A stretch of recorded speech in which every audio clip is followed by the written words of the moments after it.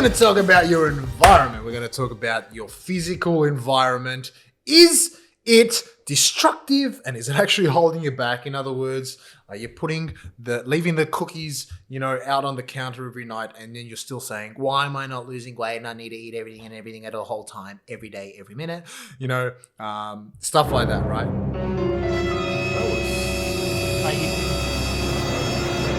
Are you? Right? So then we got that. We got okay, are you losing focus? Are you lack of focus? And yet, you've got your phone right next to you within arm's reach at every single minute of the day with the data on and notifications on. And so it's as simple as stuff like that, right? So we're going to be talking about optimizing your environment and how to actually make it work for you, because yes, you have to put in the work, but we also have to make it work for you at the same time. Make it like an autopilot. So Woo! you put less work when you optimize the environment. So, and we also go deeper into creating triggers. So you have to put less work and things are obvious for you to do. And hacks for setting up how you set up your room. Give me roller coaster, boy. I'm still practicing my voice, guys. So I will go up on my pitch and down on my pitch. So we speak about hacks about your bedroom, your office space, your environment, your creative kitchen, space, your kitchen, your whatever space you living room, if you have a gym. And don't underestimate what we're going to talk about, because if you're not already doing this, then you're missing out on the low-hanging fruit. You're trying to go and look at the apple tree and get the apples from all the way at the top, when all you have to do is reach out an arm's length and get the ones that are already hanging. Yeah. Right? We don't want to miss out on that, because until you get all the ones hanging out there, that's when you start climbing towards the top. Until then, let's get the easiest, simplest things that can transform and change your life. Sonny, we're going to talk about setting up your environment first. How do you set up your environment, Jeremy? All right. So we're going to talk simply about, I'm looking at my bedroom now, and we're going to go in more depth after this. But in terms of my bedroom, I want to make sure, bedroom is where I sleep. When I sleep well, I wake up, I've got the energy I need for the day, I can do what I need to do. And so really I want to optimize the environment in my bedroom. And basically you're saying designate spaces to actions. Correct. Yeah. If I know I want to be focused, then I know I want to make sure that my office room is going to have everything inside there that will help me be focused and remove the things that are, which you're going to talk about in a second, right? Talking about my kitchen, I want to make sure my kitchen is not going to be there to tempt me. I want to make sure that I've got a kitchen that makes me, allows me to make the best choices. Healthy choices. Yeah. So then we want to actually do exactly what you're going to talk about, which is remove our distractions, right? Yeah. So I think removing distraction is one of the most important things. Yeah, It's boy. Your mind's default setting is easy and relaxed. You want to pick the easy tasks to do. Oh, yeah. And all the things which are not good for you are surprisingly easy. Sitting down and watching TV is easy. Playing your Xbox for 3 hours is easy. Picking up packed food is easy. Eating that is easy. So removing distractions covers you take out these things which you are doing but you know are not good for you, and you remove them from your side. That was good. Yep. A few examples could be you can hide your controller for your game if you're playing too much games, or remove the batteries and then put the batteries in some other spot. Yep. So just make it a little tougher so that you actually have to be conscious, yeah. right? Because you remember your mind is lazy, so you make that lazy mind put more effort to even get that goal. By that effort, you to put that effort in, you will give up on that and you'll say, all right, I'm not going to do it. I need to do this. So we have to change our default setting, because right now it's set to lazy, and until we can actually fix that up, we're stuck in this mode. So we have to make it harder to actually be lazy, is what you're saying. Yeah, we make it harder, remove all those distractions and find ways other things. Social media is another distraction. You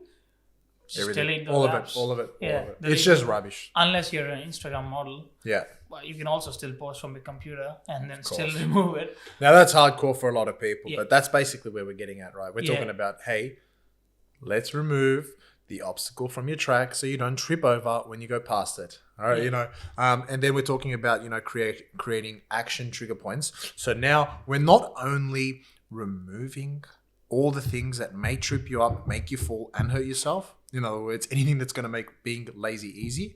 We're now going to make it easier to actually make the hard shit, easier to do.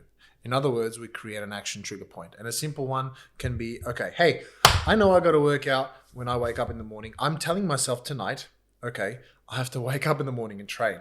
Now, chances are most people, when they get up, they don't train because they find every excuse under the sun. They're tired, they're lazy, whatever, this, that, and the other, right? Now, you've already put the effort on. So the first thing is, okay, I woke up earlier. Fantastic. Now, how do we get you to go and do what you got to do? So a simple action trigger is, okay, get your gym clothes, your apparel that you're going to wear, and the night before, you're going to set it up by simply putting it right next to your bed. Yeah, so basically make yourself that promise when you're stronger. Yeah. When you're at your weakest point, you'll remember like the strong me told me I need to train. Oh, that's a good way. Yeah, you have to make sure that the strong version of yourself creates those trigger for you. For the weakest version of yourself, right? So you have no option. You're like, damn it, It's almost like you got a mentor there and he's already prepared all the stuff for you and said, when you see this, you do that. Another great one I've noticed in myself was like, ever since we got a bookshelf, when I wake up, I'll automatically pick up the book to read. When we didn't have that trigger, I'll wake up and I'll probably scroll or go for a walk, but I wouldn't like increase this habit, put in this habit. Yeah.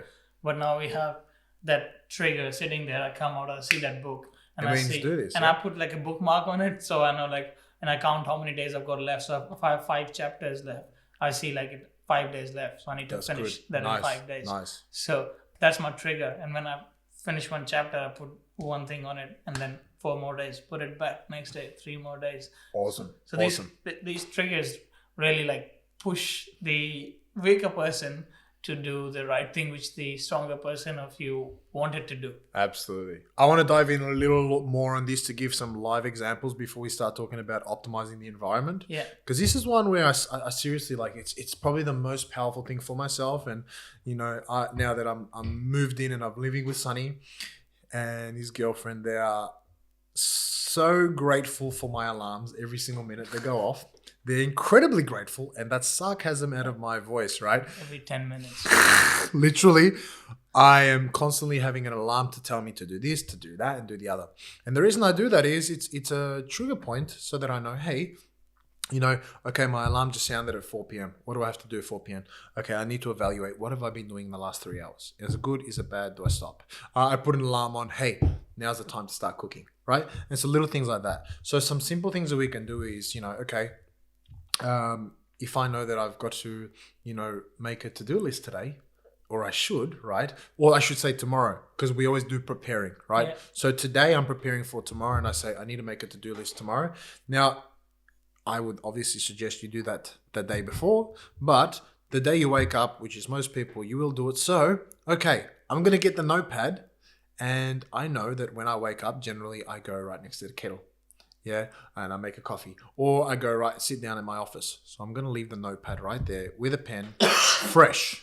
In other words, when I see that, I'm prompted and saying, okay, that needs to be done. I have to do something. It's almost like a paper trail. The dogs, when you see a dog and you want to lead it to a room and you just have chocolate. Yeah. It knows when it sees that, all of a sudden it's going to end up taking a route to go to somewhere else, right? And so that's the point of an action trigger point.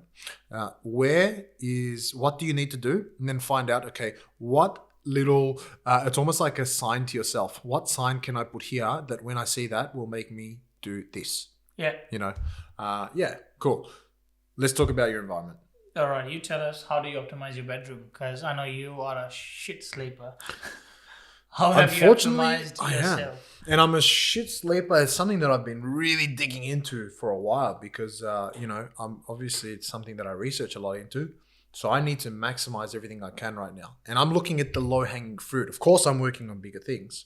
And for most people, the things I'm already doing would be magnificent for them. But obviously there's something else, right? So what do we start off with? First things first. What's the bedroom for, Sonny? Well, 2 things, but mostly sleeping. All right. And the other one is to obviously, play on your laptop, video, Xbox games. I'm just going to flip the switch. Yeah. So, all right. it's not to do that. It's obviously, get intimate. All right. So when you're in your bedroom, I had to say it, Sonny. Don't give me that attitude. Don't give me that face. So when you're in your bedroom, okay. 1980s call. They want you back. Yeah, boy. See, this is it. The gentleman inside of me. All right. Okay. We want to be there. We want to make sure that my bedroom is set for what I need to do. Okay. Now that means nothing that's going to make me do anything else. No laptop. No TV, okay, no games, nothing in there that when I walk inside is going to make me think of anything other than sleeping. That needs to be my lair. That needs to be the place where when I go inside, all of a sudden, some fairy dust gets sprinkled and my eyes go heavy and I fall into my bed and the warmth covers me and it's so dark that I can't see any light and I forget the world exists And I fall asleep. in your eye. They call it fairy. That only happened twice. Fairy poo. That was twice. And it won't happen again. So how do we do that? Simple. Anything in there that is going to cause you to think. So again, like I said, electronic devices out. Okay. And if you are, obviously your phone for your alarms, fantastic. No worries. But we want block out blinds. We want that room to be very, very dark. Yep. We want to make sure when you close the door, okay, we've got something underneath. Sometimes I roll my t-shirt and I place it underneath the bottom so no light seeps in from underneath. And it's as simple as really stuff like that, okay? And there's nothing else to it really, man. It's just make it simple. Yeah, seal it and just make it a separate place for pretty much. Yep. Yeah. And you're the office man. You're the guy that's always looking at, I want laser focus. So I'm trying to optimize laser focus. So the few things that I do, I'm guilty of not doing everything, but the few things I've been trying to do is, I started with getting a actual table and chair. I got gifted a table and I have an actual chair to sit on. Not bad. So even if you're working from home, you should feel like you're in the go time, not in like, if you're slouching on the couch, you will not go in the go time. Like you sit there, prepare yourself, sit with your proper posture and get doing the work. Just at least when you start your day like that. So you actually want a good chair too, by the way, right? And you need a good chair too. So that's the official way to start your day. And then I make sure like my setup is, my table is set up in a way that my charger is where I need it to be. My pens and everything is where I need it to be. My printer, my cables and everything, everywhere where I need it to be. So I don't have to look for things. Yeah. I don't waste time there. It's clean so my brain can think, focus. I have my table in front of a window. So if sometimes I'm doing like too much of tedious work, I can at least look out and give my eyes a bit of more exposure. So I do those things. I keep my water bottle in my office. So because I forget to drink water, so I take like a liter or two with me in the office, and then I see like, okay, I haven't drank that, so I fill myself up like 1 liter, 2 liters, but I try to drink 3 liters. But that's one of the things I do. Yeah, put the water bottle there. Nice. What else do I do in the office is I keep my goals in there. So if I'm feeling like not motivated, I can look into my goal setting and see, okay, this week I had to do this thing. I'm there. So how far I've come and how much more I have to do. I create a list I have a big whiteboard. So I create a list sometimes when I can on it. Like this time slot to this time slot I'm doing this. This time slot I'm doing this. So I designate that and I cross out the things which I do, which gives me immense pleasure. I gotcha. When I've written those things. Dopamine hit. Yeah, dopamine hit. So you feel the accomplishment that you've done something. Nice. Yeah. And so one other big thing that I wanted you to touch on, I guess, is your phone. What do you do with your phone? Oh, I leave my phone outside. I was very bad with I'm still very bad with my phone. I'm still fighting that. Yep. Because it's hard with this. Like if you have businesses and stuff on social media, you also need to check those things. And 100%. So I keep my phone outside. So in these office hours, I don't touch it. Even when I'm studying something else, I keep my phone outside. I don't touch it. If somebody has to call me, I've got iMessage on my iMac so I can see the messages there. Bank, But and if you don't, even so, like what I do as well is, I know, of course, I've got a business phone too, right? For when I get calls, clients and whatnot. So I just put it on loud. And then I leave it outside like you do. We obviously leave our phone together on the same. They touch, by the way. Our phones touch each other. All right. We leave it on the bench outside. Why are you? Hey. So it's there and it's going on.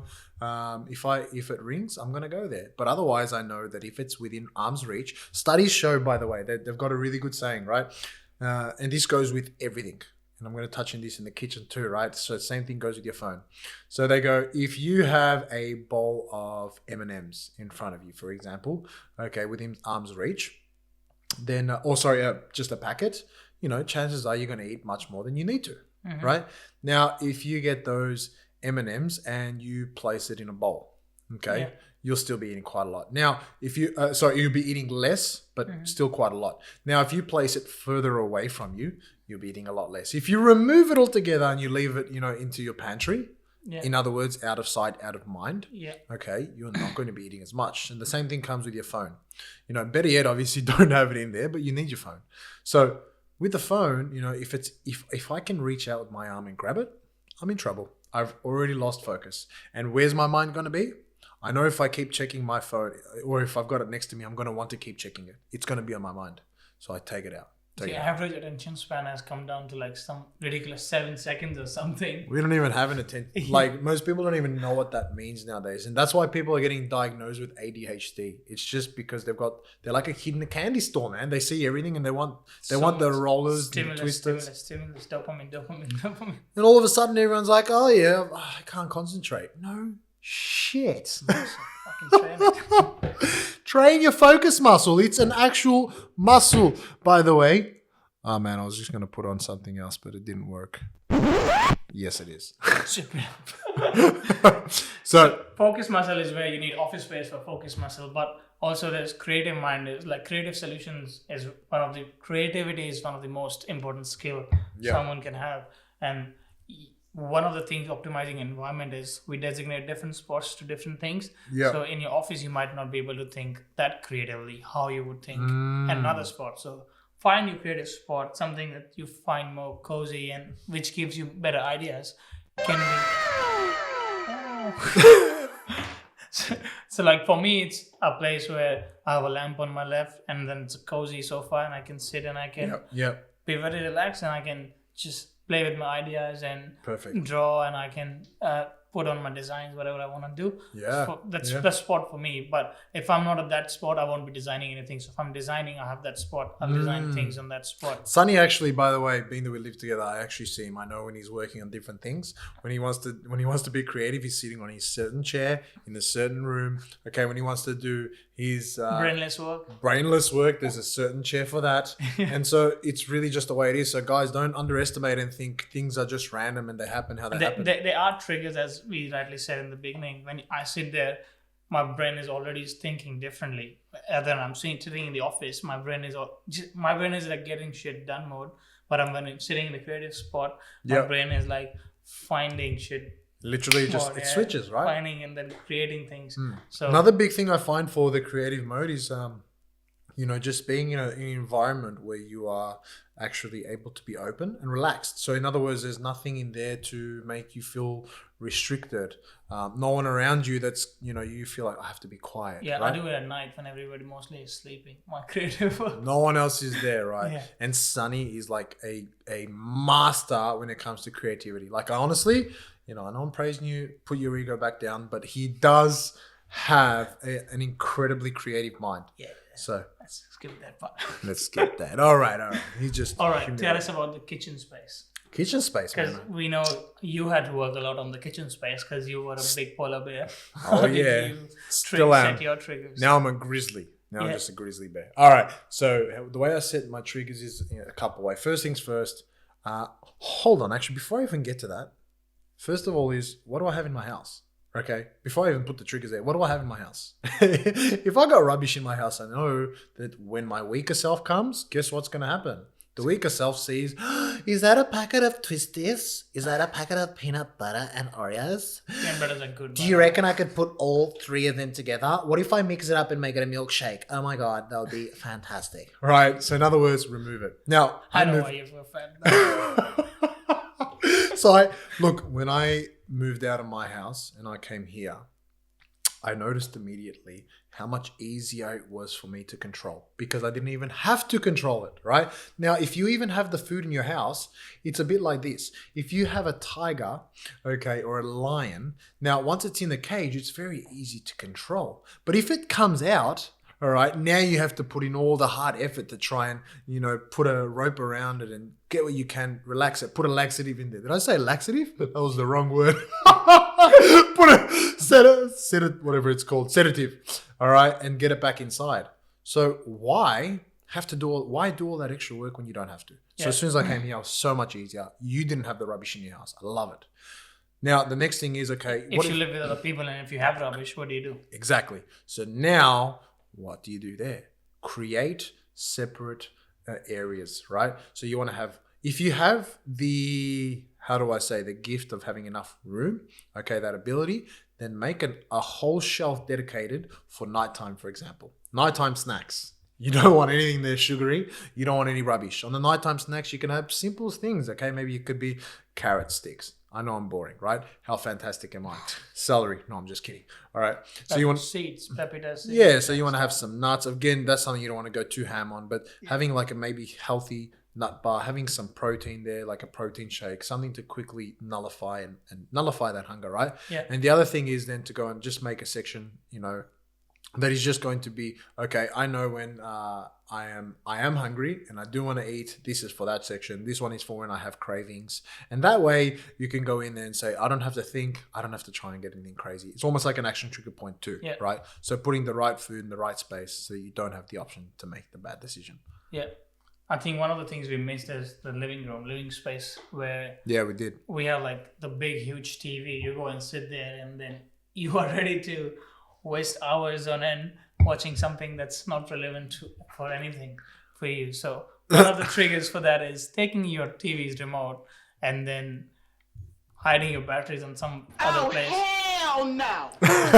What we spoke about before, and you hide them and you make it harder to turn on the TV. And then in that moment of laziness, you will give up watching the TV. Other things like what we've implemented is putting our bookshelf in the living area. So when we wake up and come here, the bookshelf is there, so I pick up the book. You got the right decision. Yeah, apple cider vinegar is something we keep on our slab. So when in the morning we see that and we remember, okay, I need to drink water and apple cider vinegar. So you don't miss that.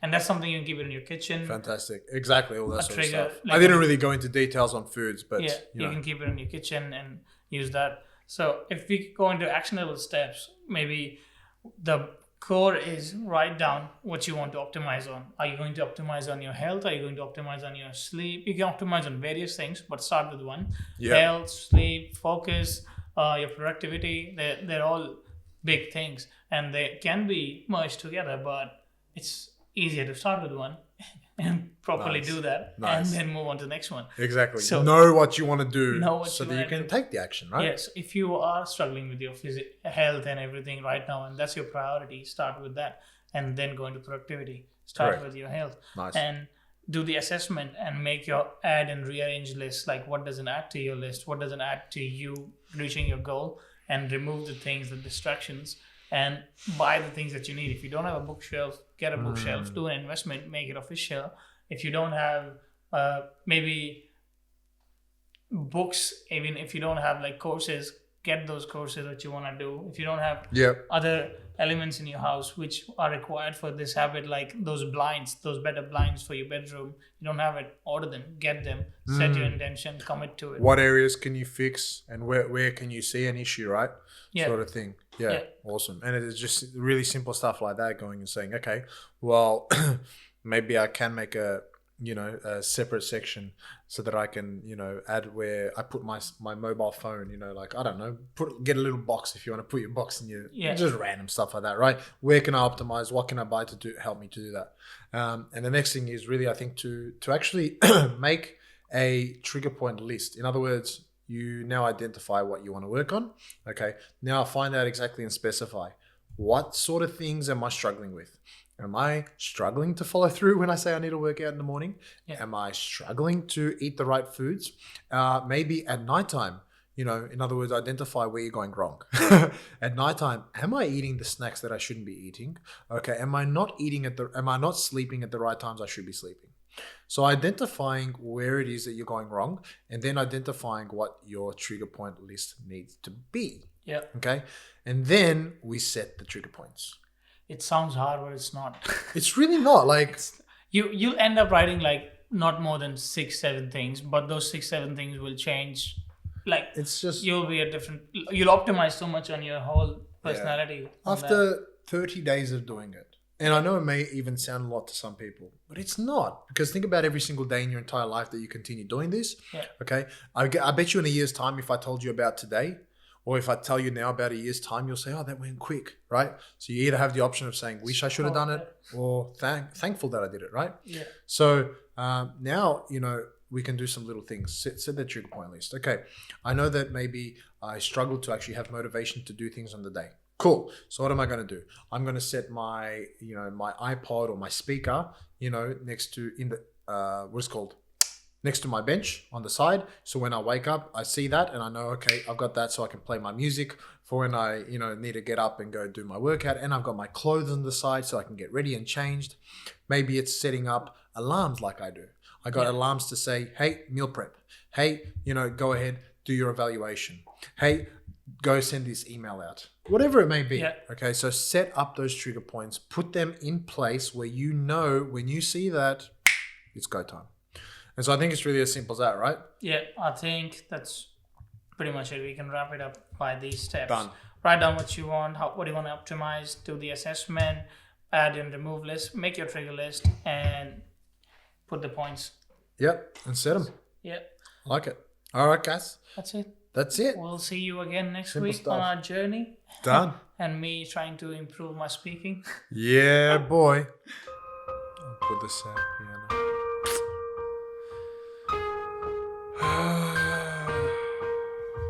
No, I'm kidding.